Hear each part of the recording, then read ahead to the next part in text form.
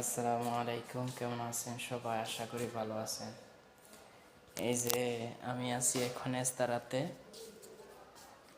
Riyad এস্তারা Prince Abdul Aziz রোডের উত্তর সাইডে ভালো একটা এস্তারা, অনেক সুন্দর এস্তারা। মানে আমি আগে নাম শুনছি এস্তারার, বাস্তবে আমি আসি নাই। এই যে এখন আসছি, আমার বন্ধু কাজ করে, স্যালারি ভালো।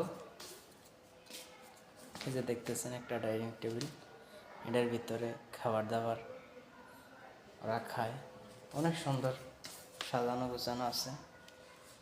এক কথা অসাধারণ, দেখতে পারছেন কি সুন্দর বেসিং।